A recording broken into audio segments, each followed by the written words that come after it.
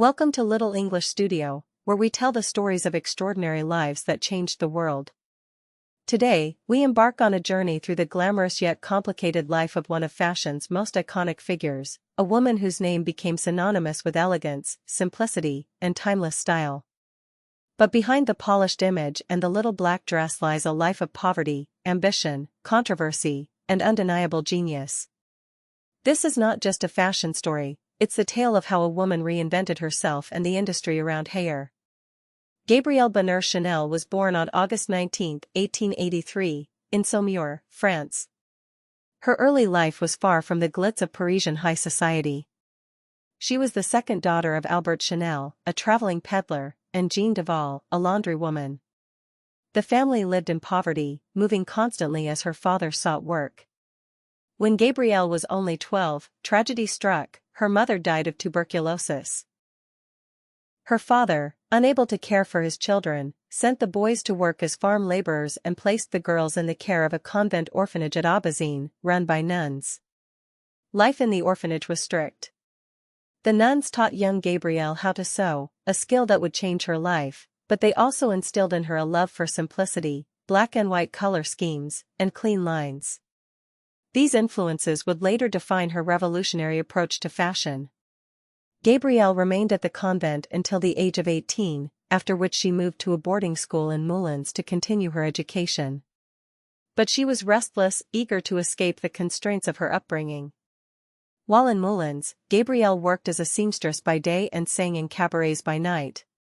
It was during these performances that she earned the nickname Coco, possibly inspired by a song she sang, Que tu aies vu Coco, or perhaps from a pet name given to her by admirers. Though her singing career never took off, performing in cafés exposed her to the world of officers and wealthy patrons. Among them was Etienne Balsan, a wealthy ex-cavalry officer who became her lover and introduced her to the luxurious lifestyle of the French elite.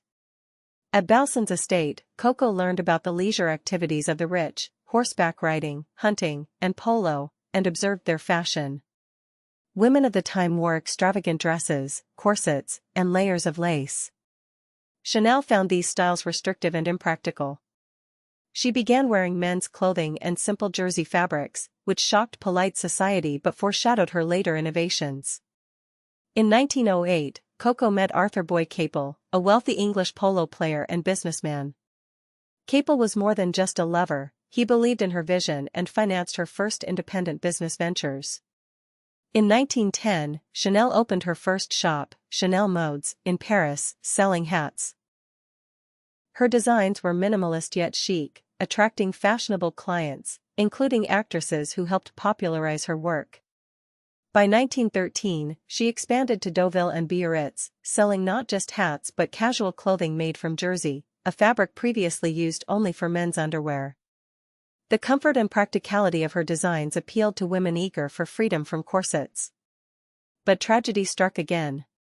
In 1919, Boy Capel died in a car accident. Chanel was devastated. She later said, "In losing Capel, I lost everything." What followed was not a life of happiness. Despite her grief, she threw herself into her work, determined to carry forward the vision they had shared. The 1920s were Chanel's decade. She launched her famous little black dress in 1926, simple, elegant, and versatile.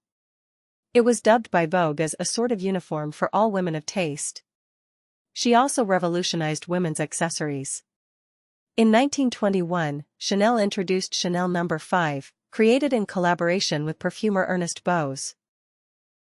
The perfume, with its complex blend of floral and aldehydic notes, was groundbreaking.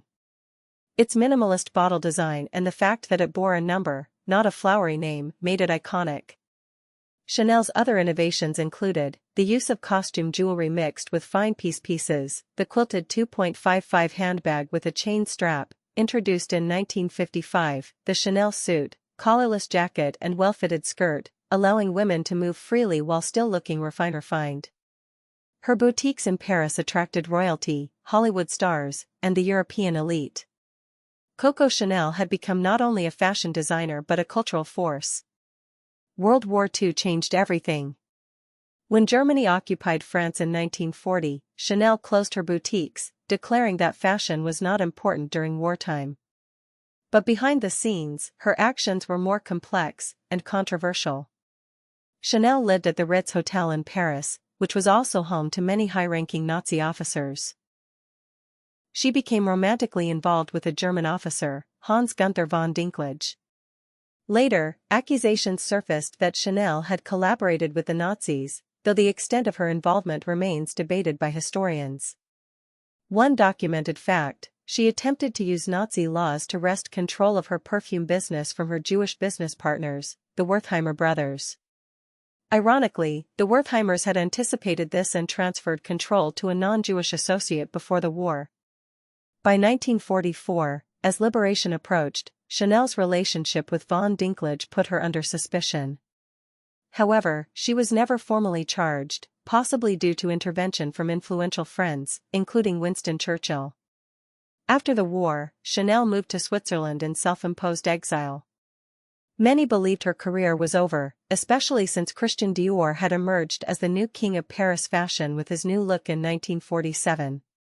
But Coco was not finished. In 1954, at the age of 71, she staged a spectacular comeback.